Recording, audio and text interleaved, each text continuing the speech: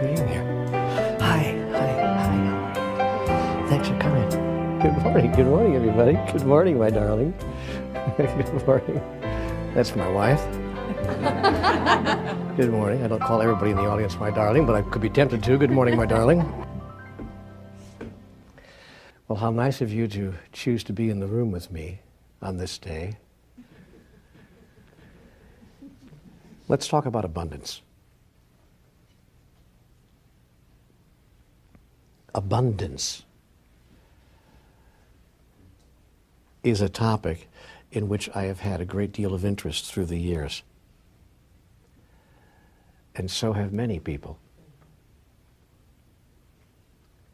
And the first thing I came to understand about abundance was that when I began to look at it deeply, and when I began to receive my information from a higher authority, is that I have been misdefining what abundance really is. That I thought that abundance was stuff. You know, it had to do with how much stuff I had. And I hate to be simplistic here, and I really hate to be really obvious here with what I'm going to tell you, because I know you already know this. But for those of you who have forgotten that you know, I'd like to remind you of what I was reminded of in my dialogue. That true abundance has nothing to do with anything that I am having, and everything to do with what I am being.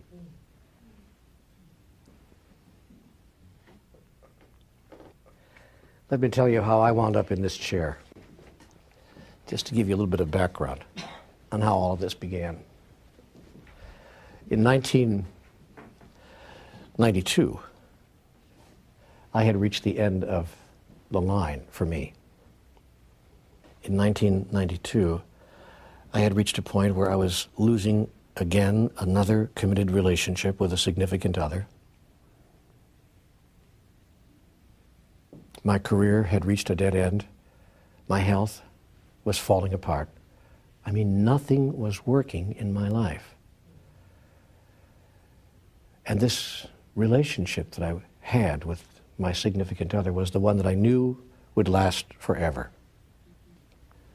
And there it was in front of my face, just disintegrating right in my hands.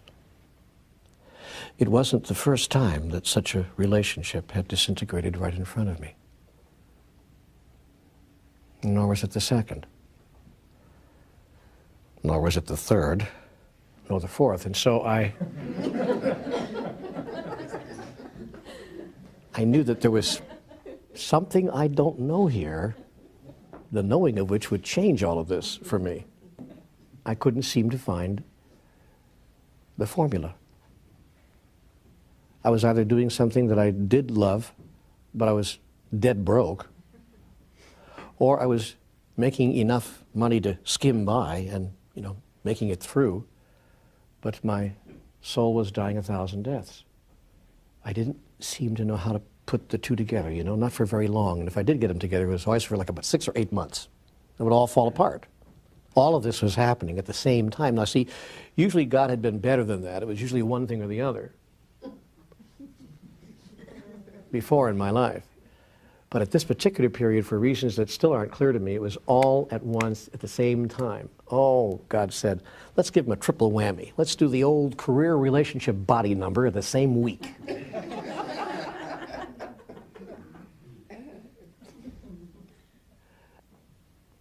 And one night I threw back the covers of the bed because I had awakened in the middle of the night, filled with rage and upset over how my life was.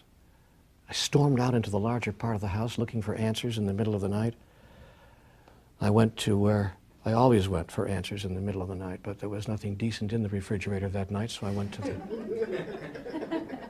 couch instead. And there I sat on the couch, 4 o'clock in the morning on the couch, stewing in my own juice, as it were. And then I called out to God. I thought, well, I can run around and break up the house, tear apart the dishes or whatever. But I sat there and I called out, God, does it take? What does it take to make this game work? Somebody tell me the rules. I promise I'll play, just give me the rules, you know. And after you give them to me, don't change them. And I asked a ton of other questions as well. And then I saw on the coffee table in front of me, there happened to be a yellow legal pad lying there. There was a pen next to it, so I picked it up, flicked on a lamp, and I began to write my anger out. You know? Seemed to be a safe, quiet way to deal with it at 4:15 in the morning.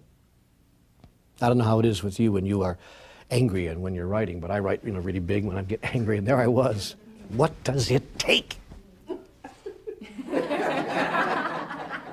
I was really angry to make life work. And what have I done to deserve a life of such continuing struggle? Exclamation point, exclamation point, exclamation point. And on I went like that for about 20 minutes, just writing out my anger, you know, defying the universe to give me a response. And then I finally calmed myself down just a bit, felt just a little bit better. And I thought, okay, that worked. I have to share this process with some friends. That works. Took the pen to put it down, and the pen would not leave my hand. I looked at that and I thought, isn't that interesting? My hand is cramped up from all that writing. So you always find a reason. I brought the pen back to the paper for reasons that aren't clear to me now, and a thought came to me, a little voice, right over here, just over my right shoulder. And I call it now my voiceless voice. And the voiceless voice said, Neil, do you really want answers to all of these questions, or are you just venting? I said, well, you know, I am venting, but if you have answers, I'd sure as heck like to know what they are. And with that, the answers came. In a flood. The answer to every question I ever asked came to me. And so fast that I felt I had to write them down or I would forget them. I never intended to write a book. I was simply writing this stuff down because I didn't want to forget this stuff that was coming to me. So I wrote it down in a flood as fast as my hand could fly. And as I read what I was writing, it brought up naturally other questions for me because it was astonishing stuff that was coming off the pen. So I started writing the questions that the answers brought up for me, and that brought more answers, and I wrote more questions, and that brought more answers, and before I knew it, I was involved in an on-paper dialogue with what I later came to know must be God. And that's the short story of how I happened to be here. And I wound up sending that on-paper dialogue to a publisher. And it was published, and 2 million people have purchased it. It's been translated into 24 languages around the world. It's really astonishing to see something you've written come out in Japanese or Greek. It's all Greek to me. And to realize that somehow or another, in fact, you've touched the entire world.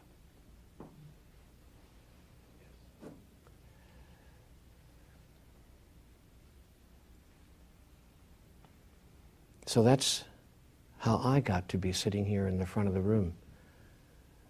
I'm very clear now that I was called on to be a messenger. I'm very clear now that in fact that's what I've always been, is a messenger. And that there's no place I can allow myself to be except in the front of the room. Because I have a very important message to share with everyone whose life I touch. And here is the important message I've come to share. All of you are a messenger. And there's no place else that you can allow yourself to be except in the front of the room. And all of you have come to share a very important message with everyone whose life you touch. And here's the important message that you have come to share. All of them, each of them is a messenger. And here's the message all of us have come to share with each other. Hello, wake up. Do you know who you really are? Hello, wake up. Do you understand? Here's the message we've come to share. You and I are one. There's only one of us in the room. If you think that we're separate, cut it out. We're not separate. There's only one of us in the room. And there's no difference between us. And if you think there's a difference between us, cut it out. Because there is no difference between us. And stop trying to create an artificial difference where there is none.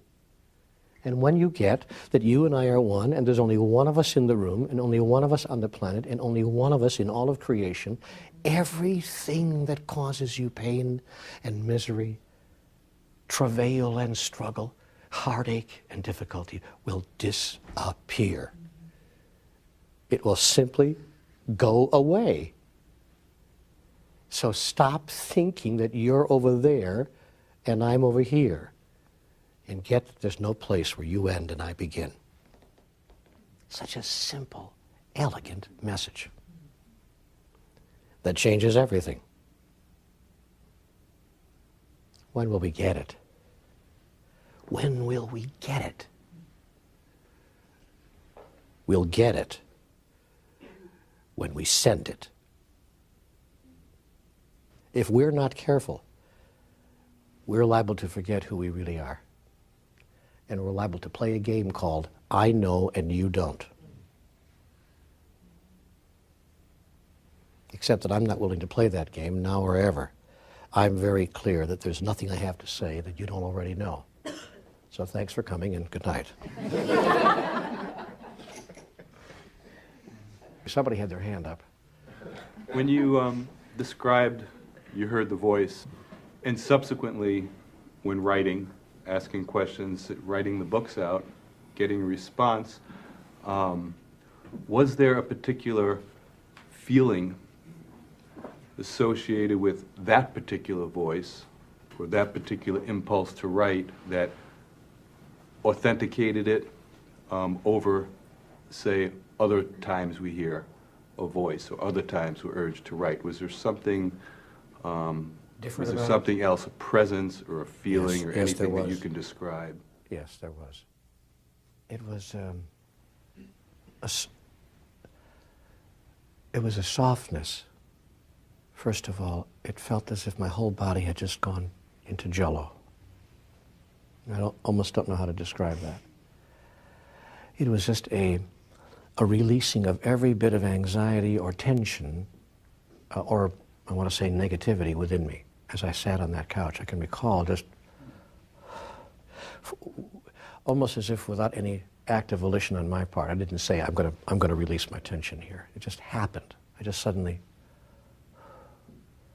and then from that softness sprang a. It's very difficult to discuss this. It's a peace and a sense of incomprehensible joy and oneness, a joy that almost brings tears, that kind of a deep, deep joy.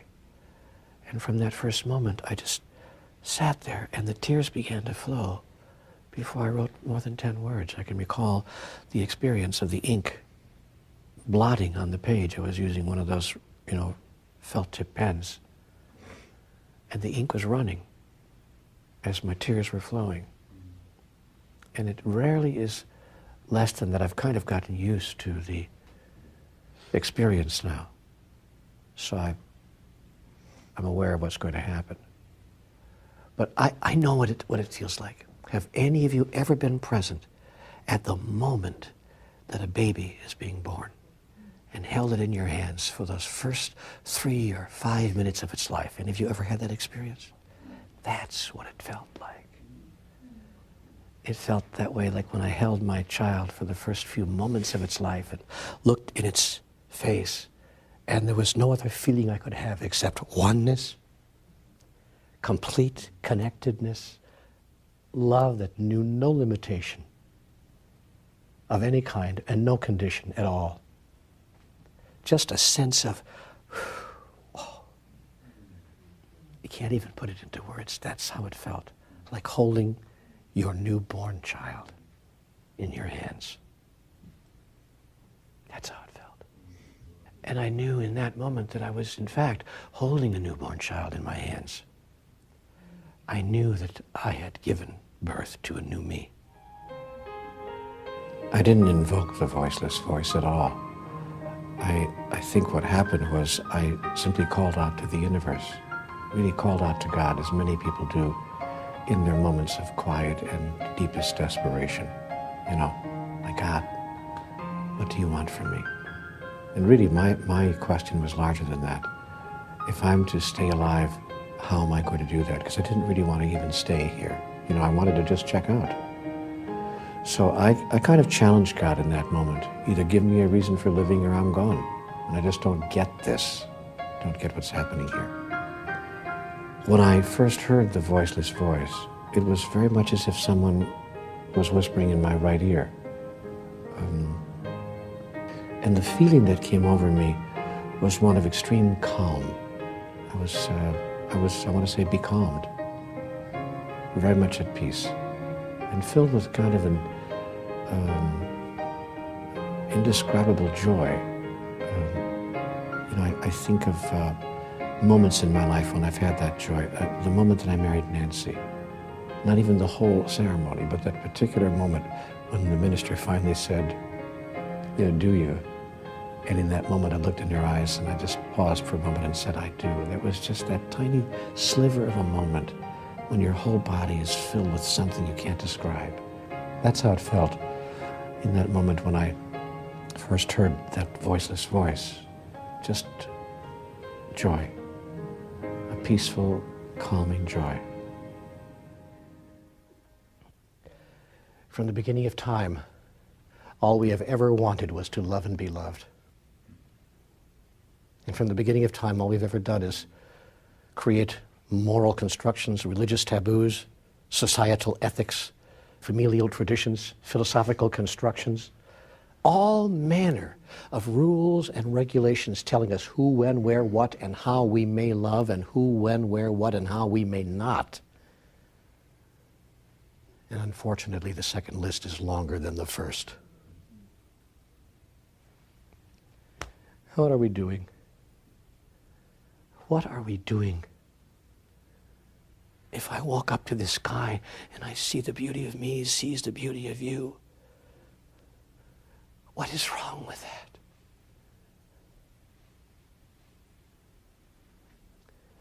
Or if I walk up to a stranger and say, I see who you are,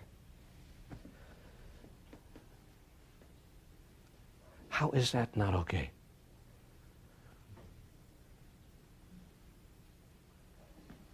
I don't understand how we've decided to construct it here, people, but I got to tell you this, if we don't change the construction, we will never have the truest experience of who we really are. I recall sitting in a room full of people a little bit larger than this, not too many weeks ago, when I was facilitating a retreat in the beautiful mountains of Colorado, in Estes Park. And in that room, a person said to me, I wish I could experience abundance. And that was his issue. And he said, you know, I don't make a great deal of money. I have barely enough to get by.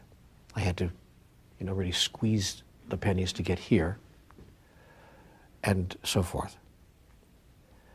And he said, I've all my life wanted to experience the kind of abundance that I see you, and he pointed to me in the front of the room, you know, experiencing. And I said, well, you know, if you really want to have the experience of abundance, why don't you spend our lunch hour giving abundantly of that which you have to give? And he looked at me, astonishingly enough, and he said, I have nothing to give. He really thought, I mean, he wasn't even making that up. He really thought he had nothing to give. And so I had to look at him and begin to say the obvious. Do you have any love to give? Oh, he said, and he wasn't even sure about that. but he, I think, had to concede the point that perhaps there was a morsel of love within him that he could give. He said, yeah, I suppose I have some love to give. I said, do you have any compassion? Does compassion reside within you at any level? Yeah, well, I suppose I have a little bit of compassion. People have called me a compassionate guy. He was having a hard time saying the word compassion in the same sentence as the word me. But he allowed us to how perhaps he had some of that to give as well. I said, do you have any humor? He said, oh yeah, everybody thinks I have a great sense of humor. I got enough jokes to last for a lifetime. I said, terrific. And we made a list of the things that he had in abundance. But of course, he didn't think that had anything to do with abundance as he was describing it. I said, okay, let's agree that we disagree on our definitions of what is abundance, but let's agree that you do have an abundance of these things. And we could agree on that. I said, great. Now, well, here's what I want you to do. Spend your lunch hour, and I want you to give of these things that you have acknowledged that you do have in abundance. Give of them in profusion. Give more than you ever gave before to everyone whose life you touch while we're on our lunch hour. That's my challenge to you. And he agreed to accept the challenge. And so he went off on the lunch hour, and he began to outpour that of which he had abundantly. On everyone, there were like maybe 600 people at this place. 200 of them were in our retreat and 400 from other places. So there were lots of strangers who didn't know who this guy was or what he was up to. See, so he walked into the cafeteria, and it was like a major confront for him, because it was like, well, my group knows that I'm going to act crazy now. But the rest of these people don't know that I'm now going to act kind of nuts. Because you see, when you give of yourself abundantly, half the world calls that crazy. See, they say you must have something going on with you, something's wrong. People don't act that way, which of course is the problem. People don't act that way. So here he is walking up to people in the cafeteria, and he is sharing abundantly of that which is abundantly his. He's sharing of his love and his good cheer and his humor. He was telling jokes all over the cafeteria. Some folks were laughing, ha, ha, ha, ha, that's pretty funny. And other folks were laughing, ha, ha, ha. Who is this guy? But everyone couldn't help but have a little grin, even those who didn't think his joke was that funny. Couldn't help but grin a bit at this wonderful guy, this Santa, who just showed up in the cafeteria all of a sudden. And he was going around saying wonderful things to people, and one person, as it happened, was not in that good of a mood. And it was his opportunity to show some compassion. And he showed compassion by not telling any more of his bad jokes. But then he sat down next to that person, said, I don't know you, but I'm from this other group that's doing a retreat in the other lodge. Everything okay? Before he knew it, he had become involved in a conversation with God. And he got to express that part of himself. This guy came back from the lunch hour feeling so huge, feeling so big. And he said, I can't tell you. I said, how I feel. I said, do you feel abundant now? He said, yes, I do. I feel abundantly wealthy with all these grand parts of me that I haven't really given myself permission to express. That is to say, express, push out. To express, to push out. Hadn't given myself permission to do that. But what was really funny, and here's the trick that the group played on him, while he was at lunch, somebody went to the room and got their hat, and everybody in the room put money in the hat. So that when he got back to the room, the guy had like a lot of money in the hat, because the room just wanted to prove to him, what goes around comes around and all that. It was this incredible in-the-moment experience of the truth. And he just sat there. This grown guy. The tears started to flow. And he had a direct experience of what is eternally so. That which you give to another, you give to yourself. And you can give it in one form, and it will come back in another. But it cannot fail to come back to you Because there's only one of us in the room. And his life changed out of his new awareness of what abundance truly is. So the first thing I want to share with you about abundance is get clear what abundance is. And if and when you decide to give abundantly of the grandest part of who you are, with everyone whose life you touch, if you decide to do that, your life will change in 90 days. Maybe 90 minutes, be careful. Because people will suddenly get who you are. See, let me explain to you the difference. Here are two lawyers, and they both have an office on the same block in the same city. They both graduated from the same college, and they both graduated at the top of their class. So they have equal skill levels. It's not about location, because they're both on the same block in the same city. See? Yet one lawyer, lawyer A, is doing fabulously well, and lawyer B, just a few feet down the block, is not doing so well. What's that about? What's happening there? What causes one person to be the thing we call successful and another person not, given everything else being equal? What's happening there? Lawyer A is very clear. Plumber A is very clear. Doctor A is very clear. It's not about what he's doing. See, it has nothing to do with what he's doing. So be careful that you don't get caught up in a thought that your abundance, or what you might want to call your success in life, will come to you out of what you're doing. It will not. And if you haven't learned that, life will teach you that, because you'll do all this stuff. So you'll be doing this and doing that and doing this and doing that and doing this and doing that, and just wind up with a great big pile of doo-doo. And you'll wonder, how did I create this pile of doo-doo here? I did all the right things.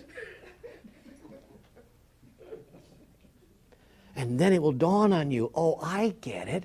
It has nothing to do with what I'm doing. That isn't the connection. That isn't how all this good stuff that I think is going to flow to me is going to flow to me. And then we see another person down the street who appears to be doing nothing. And abundance is just flowing down upon him. You can't push it away fast enough. Say, that's not fair. How does he get to have all that? He's not doing anything, which is, of course, precisely the secret. He's not doing a damn thing. I mean to say, and I chose my words very carefully there, he's not doing a damned thing. And we've been spending our lives running around doing all these damned things.